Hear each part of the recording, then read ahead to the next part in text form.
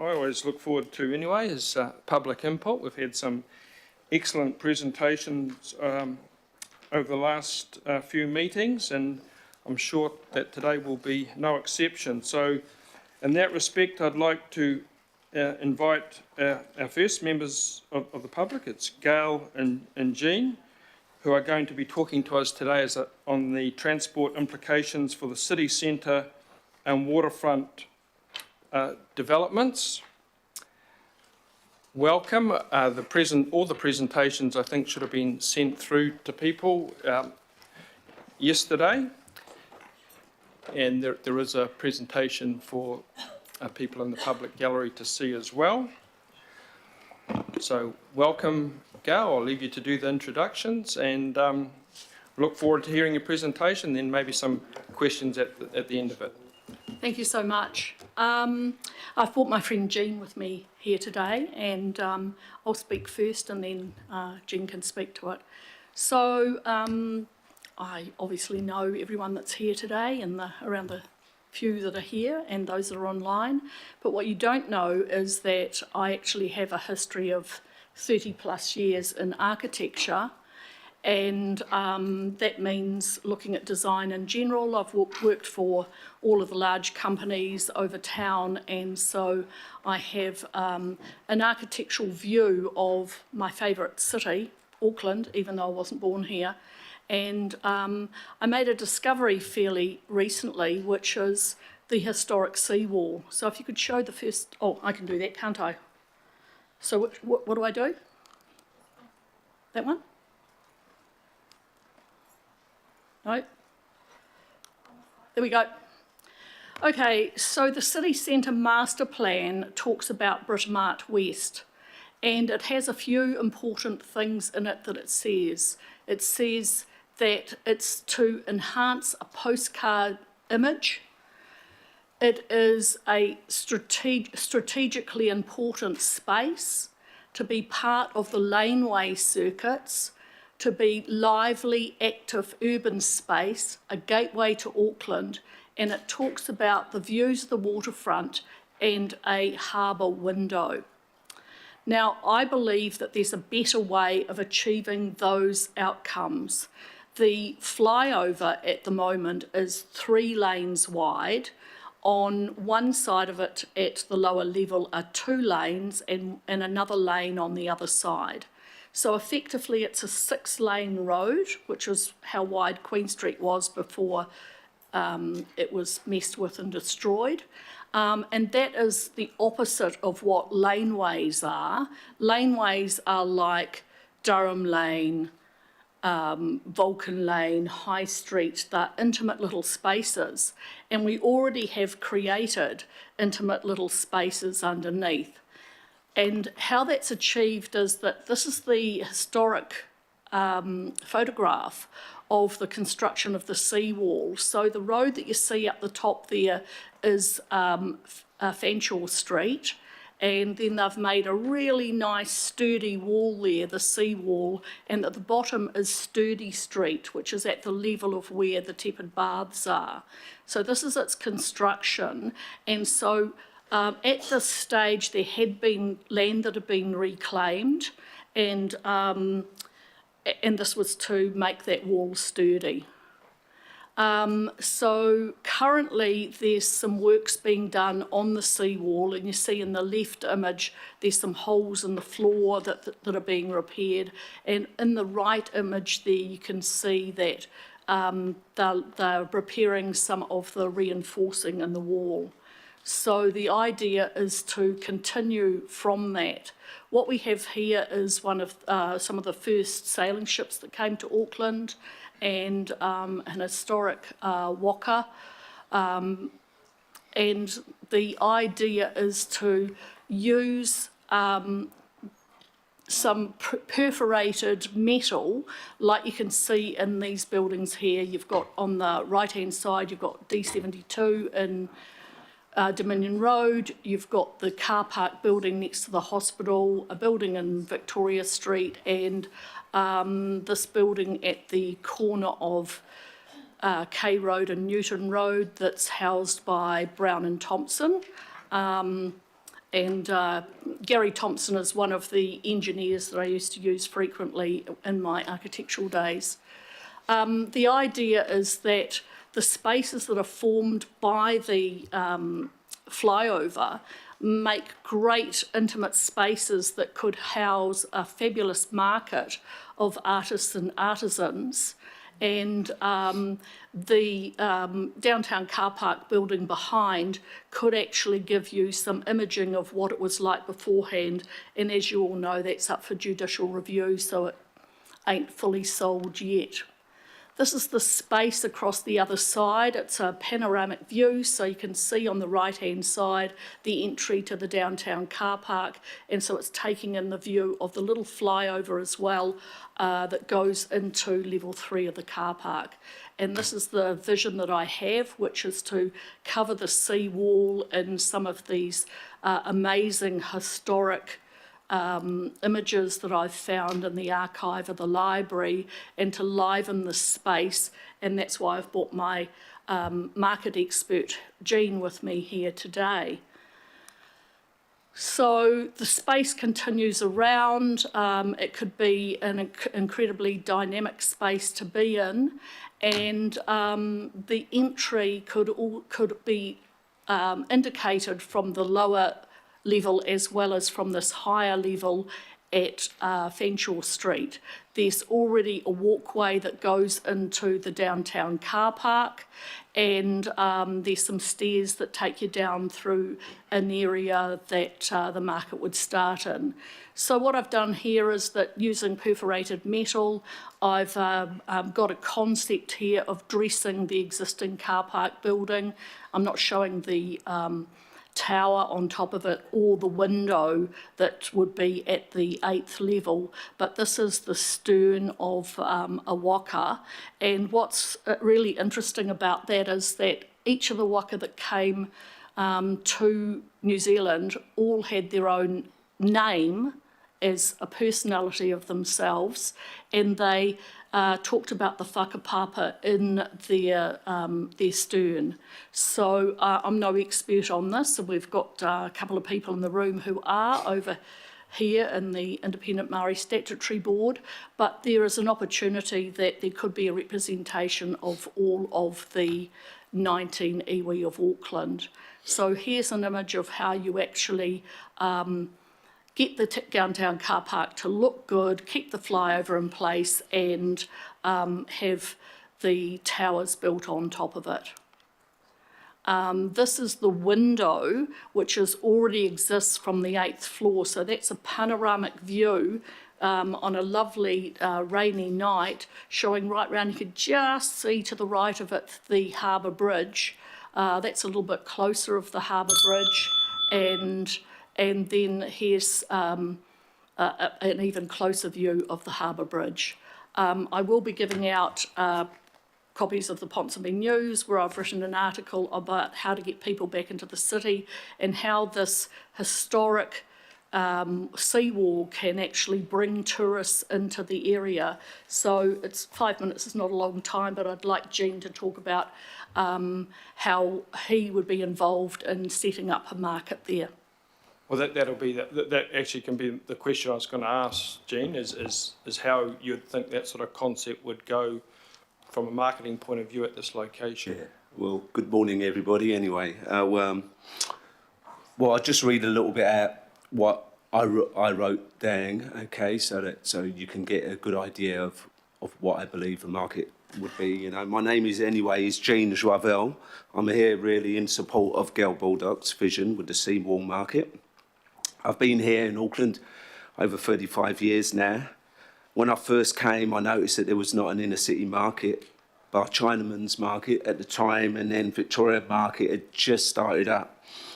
Well, anyway, in 2000, along with The Edge, I helped establish the Aotea Square markets right behind us there.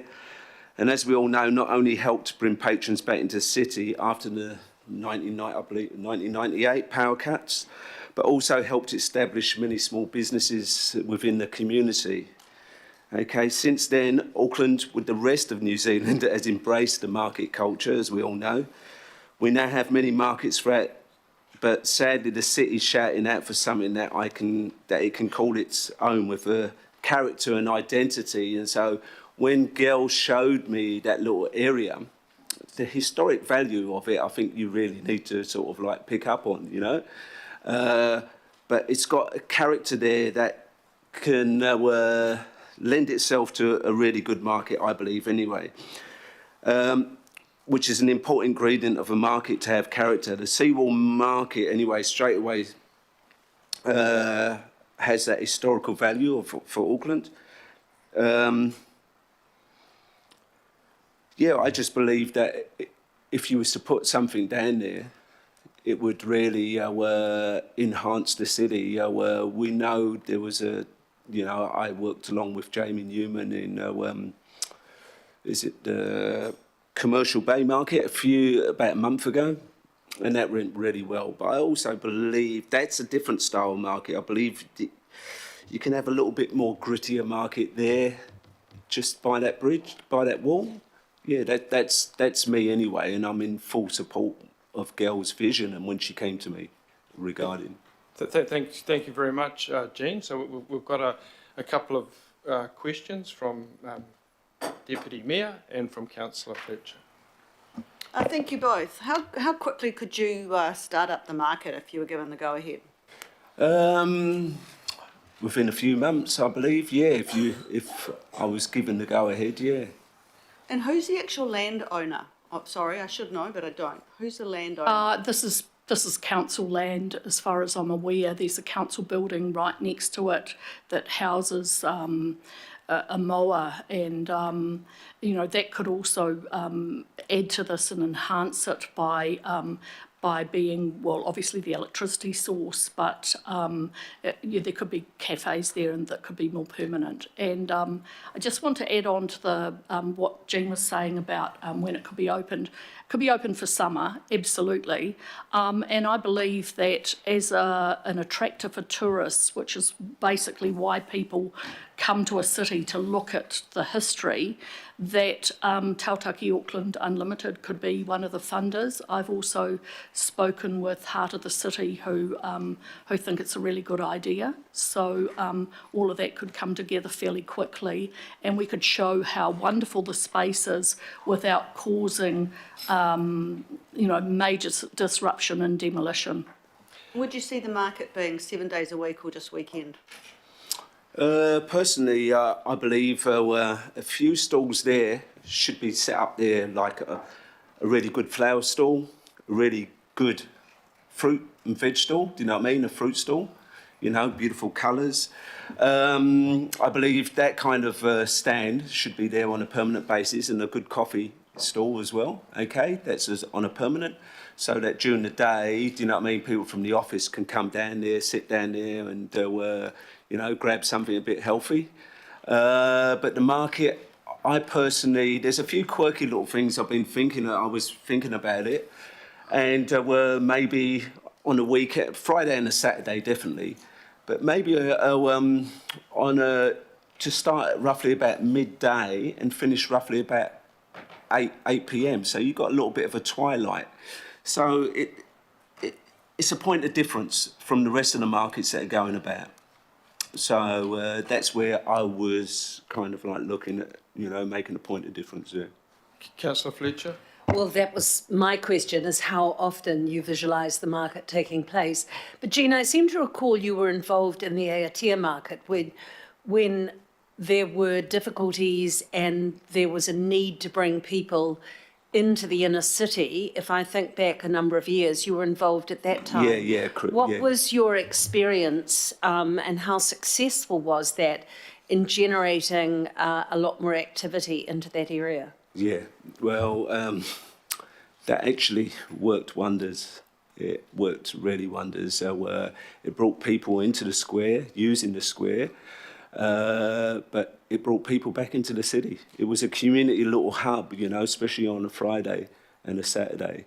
And I believe, at that particular time, Aucklanders were pretty proud of that little market. They still talk about it today when I'm doing other things, So, yeah, it was very successful, I believe. The markets do that. They bring a whole pile of people with them, and at the moment, what we seem to have been doing with the centre city is making it very unwelcome for people. So the thought from me of the concept behind this was to look at making the centre city a much more welcoming place than it is right now. We don't need to really be at the level where we have got our Auckland Harrods, Smith and Coe's, are looking at closing down. We should be enhancing all of that and making this a really friendly place. And so this is just the beginning of how that could be. And also that because there's that ramp that goes up into level 3 of the car park building, it could start off also fairly soon, extending into that level 3 of the car park, you know, maybe in the following year or something. It's really interesting. I think from my perspective, the heritage is really interesting in that area. People don't know that Fort Britomart was the trading post, and there was an old Selwyn church that was actually moved in, I think it was about 1880 or sometime, by horse and dray to its current site in Mount Eden. But that area right along there was from a trading perspective, and so how important is the historical dimension to this, Jean? Oh, very, very, very. You know, I don't know why we don't chat about these historical values that we have in Auckland. You know, there's many, I believe, you know. Sydney does it so much better, Yeah, doesn't we it? just need to shout about it a bit more.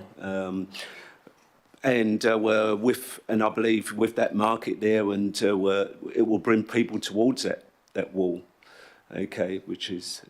And also behind that, and that I was trying to get back to that first image of the historical image, but behind that is one of the very few timber buildings that are left in Auckland. It's got a big Foster's sign on it. And when I've got some other historical photos, and when you look at them, there were a lot of these old timber buildings, and that's one of the very few that are left. And we just seem to be demolishing our history left, right, and centre, and that's what people visit places for. So that's why this should be enhanced. Okay, you've certainly pricked the interest of the members here. We've got other people to present, so could the remaining people, if you could just ask your questions fairly quickly, please, because we've got other presentations. So we've got Councillor Leone, Member Brown, Councillor Walker and the Mayor. Kia ora, just following on from the corridor around heritage and Māori heritage in particular is my question. So with the, and I'm sure that Haukura members may also raise this, but have you done any consultation or spoken to any of the iwi yet about your ideas with regards to the design?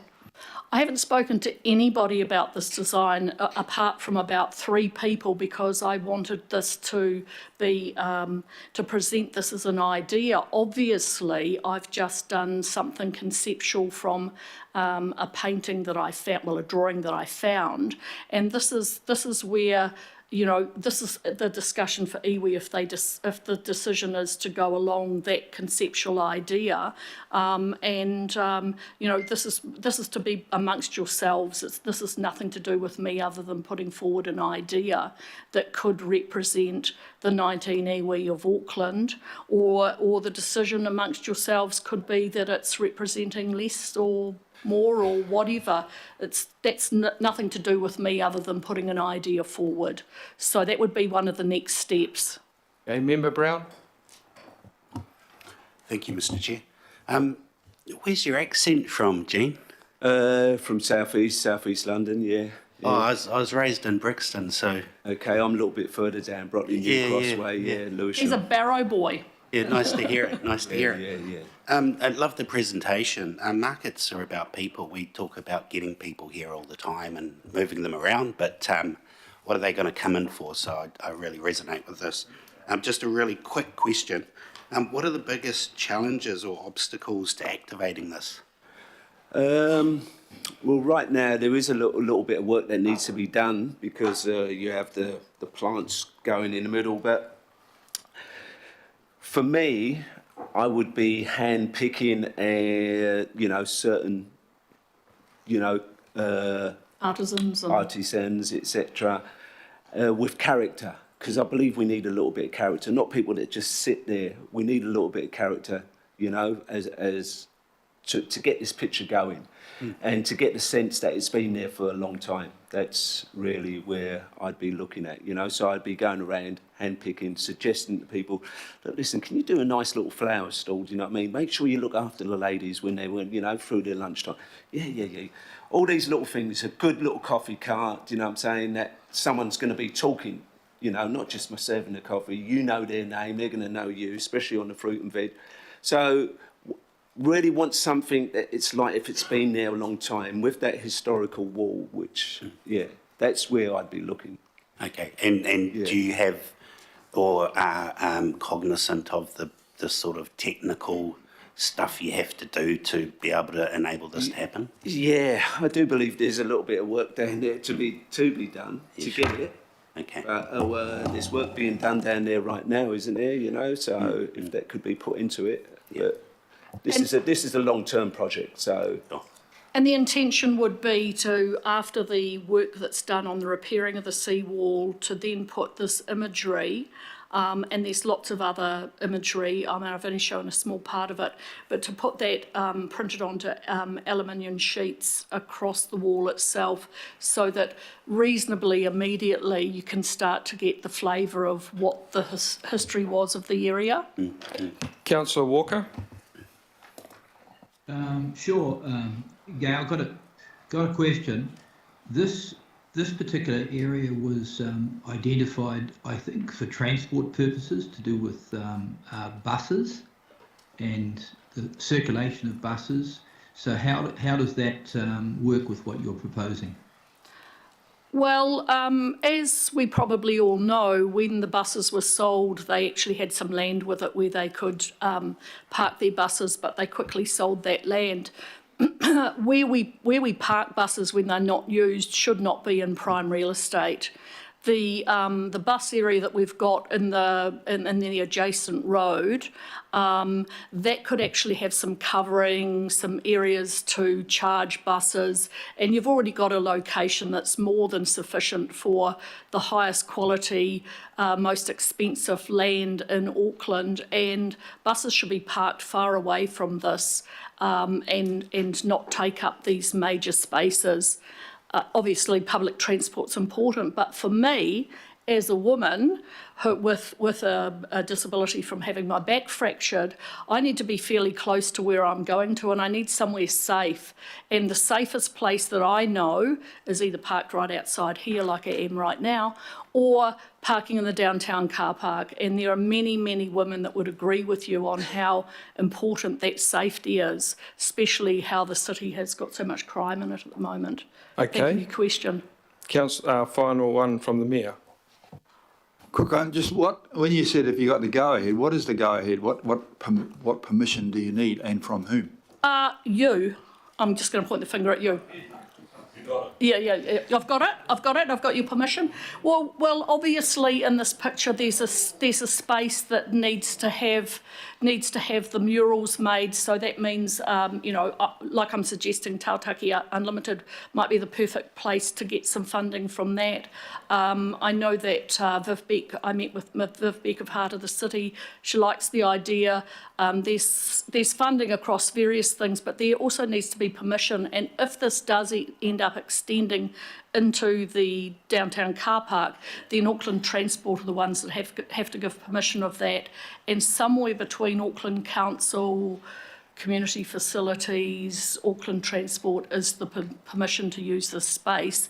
And obviously there needs to be funding for this as well on an ongoing basis, because the money for the organisers is not made out of off the backs of the stall holders. This needs to be something that the city decides that we want to enhance this and we want to make this an historic place, and so there needs to be some funding. So there just needs to be some conversations with the right people.